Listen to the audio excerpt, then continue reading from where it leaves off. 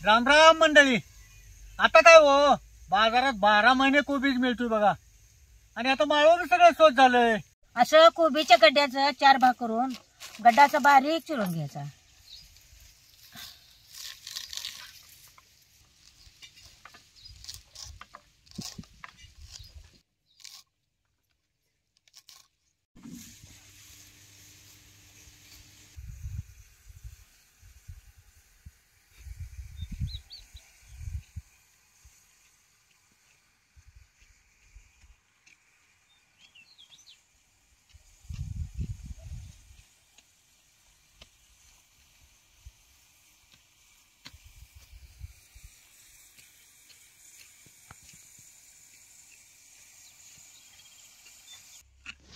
आता उन्हाळा लय पडलाय.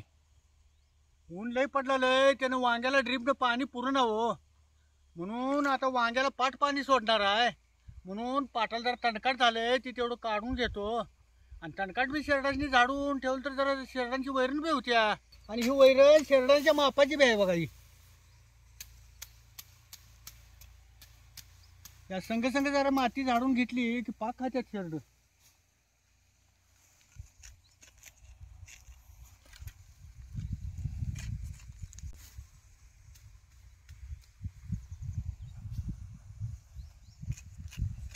आता हे अर्धा कोबीज बारीक चिरून घेतलाय हो बाई. 2 कांदा आणि 1 टमाटो बी बारीक चिरून घ्यायचं. असं फोडणी टाकायच्या आधी सगळं चिरून घ्यायचं, म्हणजे चटक्यात फोडणी टाकायची. आता कढई गरम झाल्या, फोडणीला जरा तेल ओतू की.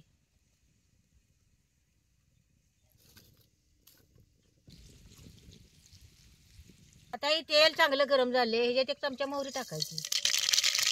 ते मोहरी जरा तडतडली की नाही 1 चमचा ह्याच्यात जिरे बी टाकायचे. आता हे बारीक चिरलेला कांदा टाकतो यात.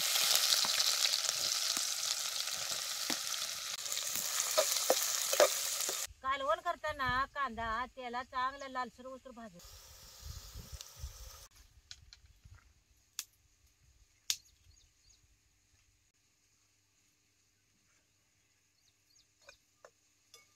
कांदा भाजत आला की मग ह्याच्यात टमाटर टाकायचं.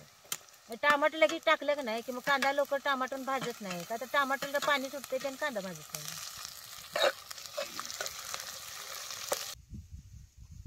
आता ह्या तेलात त्याची 1/2 चमचा हळद टाकायची. बारीक चिरलेला कोबी ज्यात टाकायचा. असं जरा पाणी नितळून टाकायचं.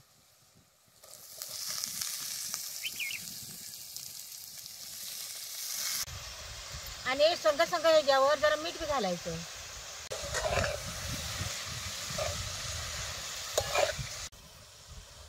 कोबीजात लगेच चटणी घालायची नाही. जरा तेलात आणि चांगच्या पाण्यात जरा कोबीज शिजवून घ्यायचा, मग त्या चटणी अंडी घालायची. जरा मीठ टाकल्याचं का नाही की त्याला अंगचं पाणी सुटून मग कोबी जरा चांगलं असं जरा झाकून ठेवलं का नाही अंगच्या पाण्यात जरा तेलात कोबीज मग चांगला शिजतो.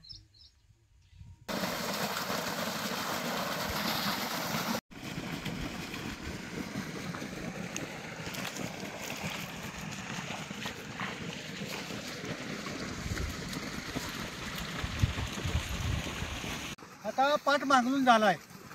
आता पाट पाणी द्यायला आता चेंबर चालू केला बघा. यो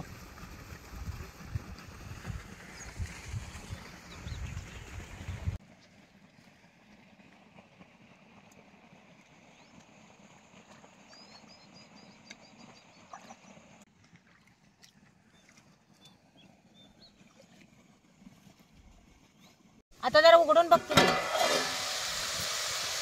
आता या वाफेवरच निम्मा अर्धा कोबी शिजला. या आता ही पळी 1 चटणी ह्याच्यावर टाकायची.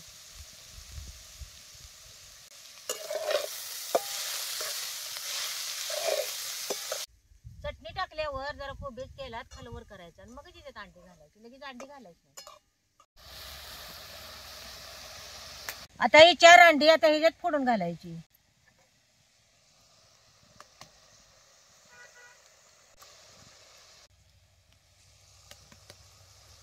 अशी सगळे अंडी आता यात फोडून यात कोबीजात टाकायची आणि त्याला चांगलं असं फिरटून घ्यायचं. असं कोबीचा आणि अंड्याचा चांगला एक जीव करून घ्यायचा. ह्याच्यात पाणी घालायचं नाही, असं बारीक जाळावरच वापरून घ्यायचं. आता ह्याच्यावर जरा कोथिंबीर टाकतो.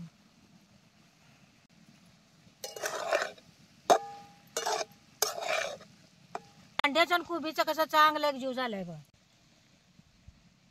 आता हे कोबीचं आणि अंड चांगलं शिजलंय.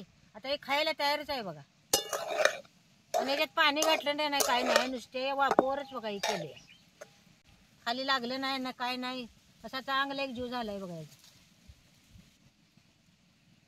हे कालवण करताना असं बारीक जाळावरच करायचं, म्हणजे चांगलं वापरते पण खालीच लागत नाही. का तर याच्यात पाणी असतंय, पाणी घातलेलं नसतंय, तर मग मोठा जाळ घातल्यावर खाली लागतंय. आता त्याने वांग्याला पाणी चालू केले या, त्याच्याने आता जेवाय जरा बोलवून घेऊन येते. त्याने आता जेवाय असतो जर टाक तर खाली होती कुठं. आणि ताक बी जेवायच्या वक्ताला तास हलवायचं, नाहीतर या उन्हान जरा आंबट व्हायला बघते ताक. मग तास ताक आंबट होत नाही लय.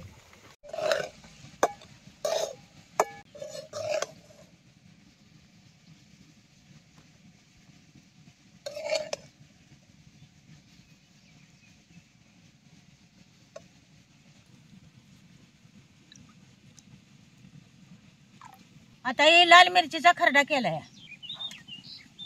ठीक आहे हो.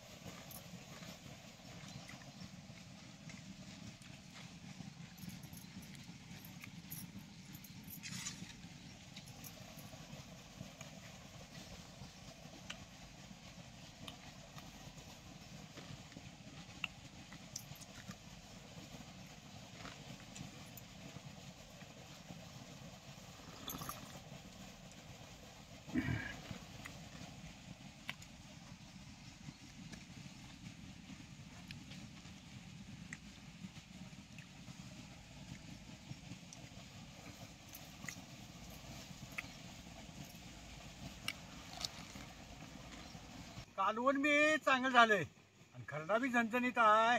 त्यानं ताकाबरोबर खाताना लय चांगलं लागायला आलंय. त्यात आमच्या पाण्यात कालवण शिजवले, त्याने चांगली चव आली हो त्याला. हे चांगलंच चवील झालंय गे हे. पाणी घातलंच नाही हो मी. आणि या उन्हाळ्या दिवसात ताक आहे म्हणताना का नाही गार शांत वाटतंय बघ. होय, उन्हाळ्या दिवसात ताक खावा हो, शांत वाटत. आणि असं तुम्ही अंड घालून भाजी करून बघा, खायला चांगलं लागते हो.